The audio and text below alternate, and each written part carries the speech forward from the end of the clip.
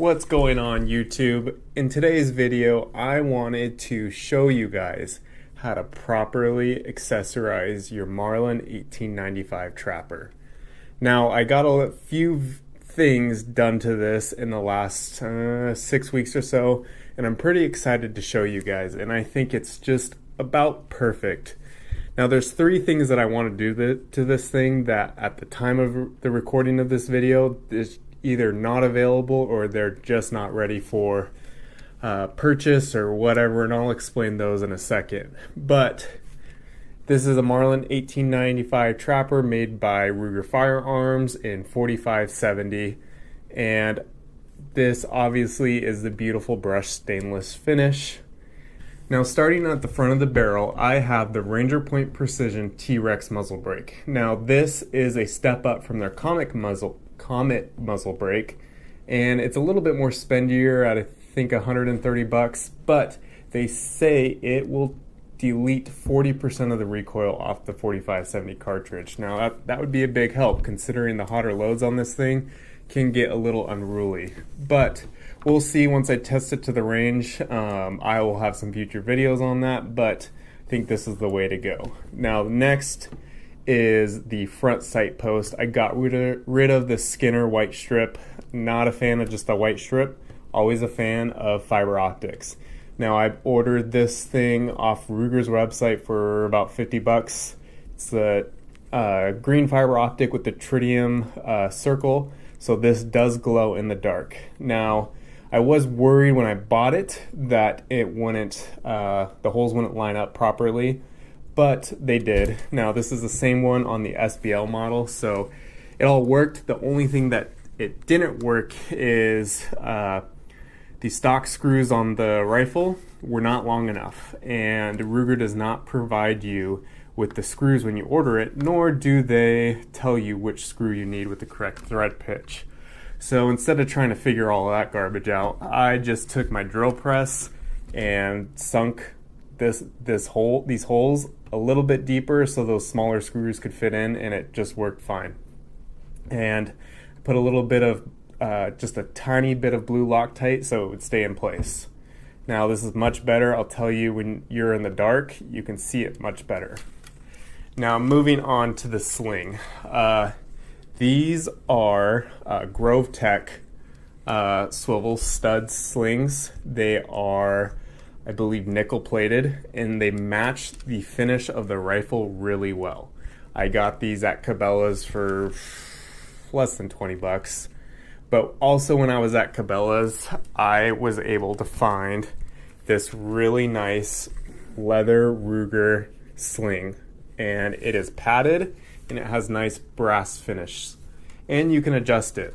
All you have to do is take a little screwdriver or your nail, depending on how tight you want it, and just untwist it, and you can make the sling much longer for your needs, or shorten it up when you're storing the rifle. Now, the next thing I ordered online was a Skinner dovetail replacement, and you'll notice that something is sticking out of this dovetail, and I got this for about $20, but the thing that is sticking out of this is actually the peep sight that goes into the Skinner peep sight. And so you can store an extra peep sight in here, or you can take your much smaller hole peep sight, throw it in the dovetail, and whatever Skinner sight you have on, you can have that large aperture and have those quick and ready shots, because this is a brush gun and you want to make quick shots with this aperture. If you need to make, a much more precise shot, you have the smaller aperture that you can throw in there and do that.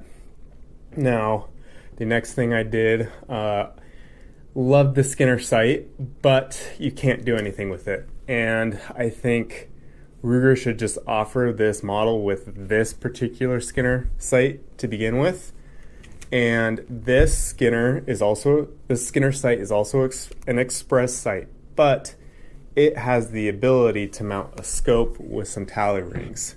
Now, I also ordered this LPVO from Skinner's website, and it just goes on just like that.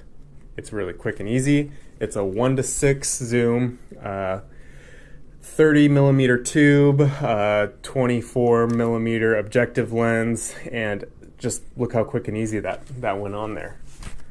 You have just these little twist things on there. Just put them on there, make them tight, and you're good to go. And you'll notice that aperture sight does not get in the way. There's a small gap in there, so you can keep your aperture sight there and have no problem. Now this setup together was, the scope was regularly $300, but I got it on sale for much less. And you know, when you get a deal, you get a deal. And I think it was like $240. The new Express sight was over $100, which, you know, it's an expensive setup, but I wanted the ability to have an LPVO 1:6 zoom. So if I want to make an up close shot, the one zoom is perfect. If I need to reach out a little bit farther, like 100 to 150 yards, dial that to 6 and you're good to go.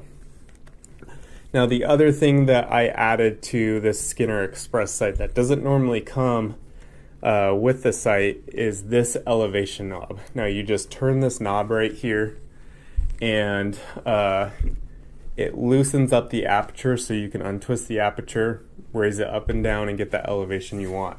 So if you're not into the whole LPVO game like I am, you can just keep your Skinner sight and have a quick adjustment tool, which is really nice. Now obviously I have the hammer extension here that comes with the rifle when you buy it, which is really nice. The next thing that I got was this takedown screw from Ranger Point Precision.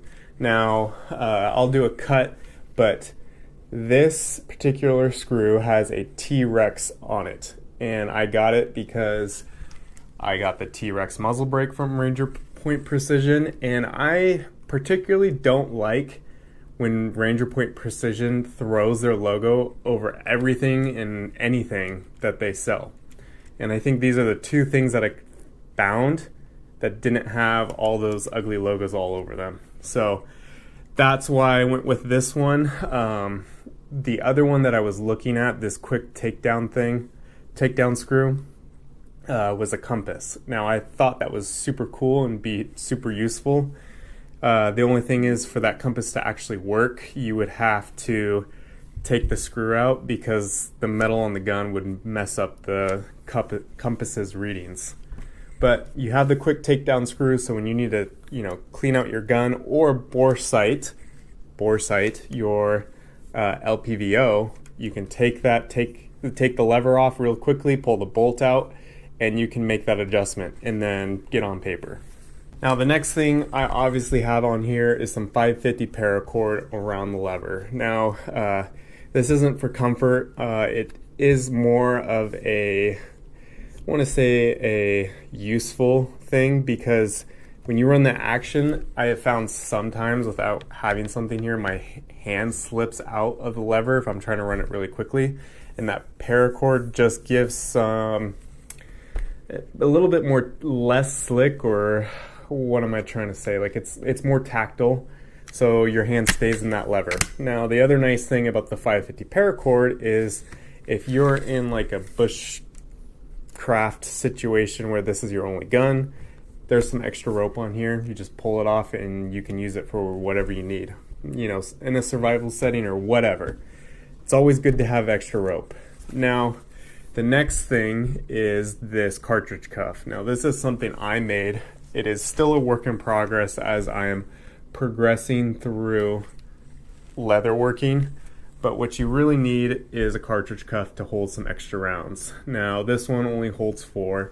The next one I make will probably hold a lot more. I'm thinking I could probably make one with 6, but I went with a black leather and then a brown loop on the back that also has an American flag to match the Ruger leather for the sling. But that so far shows off this rifle, and the way I did this is I did not want to do what everyone else was doing with their lever actions, and that was throwing all these tactical rails that come out of Ranger Point or Midwest or wherever. I don't think those look particularly great. I mean, yeah, they're cool and whatever, but you can't beat the look of this wood. And you can tacticalize your lever action without all that crap. Now, the next few things that I'm going to do, like I said in the beginning of this video, Wild West Guns makes two things that I'm going to buy once they're available to upgrade this gun. I'm going to get the tube follower. The stock tube follower is plastic, I believe, and Wild West Guns makes it in aluminum. So it will be a little bit more durable. You won't have to worry about plastic breaking. And the other thing I was going to get was their ejector, the round ejector. They make theirs out of spring steel, and it's one piece, and it's supposedly much tougher and can handle those hotter lows much easier. And so I was going to get that, throw that in there. I'm not going to do a trigger because I don't really care about upgrading this trigger. It's 5 pounds. That's not bad for me, especially when I'm shooting revolvers all the time. It's half the weight of a standard revolver. And so the final thing that I'm going to do to this comes from Skinner's website. Now, they make a lever tube mount, whatever they call it, but it's for lights, and it just snaps on right here, and it gives you a pick rail on this side and the other side, and you can mount a light on there, and that's what I'm thinking of doing. So there are ways to like be able to throw your lights or your optics on here without all this Picatinny rail crap or this, you know, making a beautiful rifle and throwing everything off that makes this beautiful and throwing just rails on it or whatever. And so that's where I'm going with this gun. I'm super happy with the things I've added to this. I think it's much more functional now. And it's cool without Ranger Point crap cool, you know?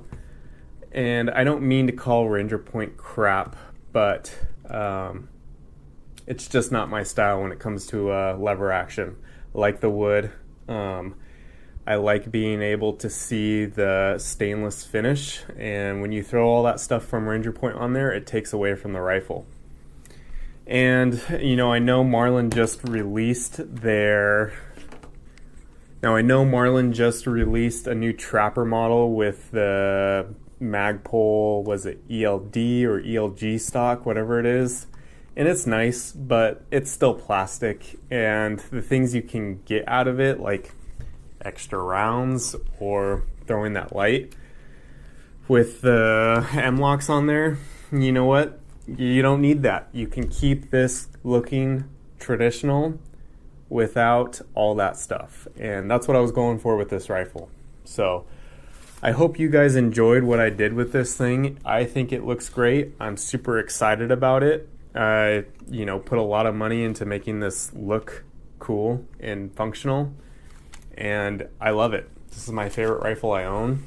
And if you have the chance to own one of these, you should, because they are definitely worth it. But thanks for watching, guys. I always appreciate you. Bye.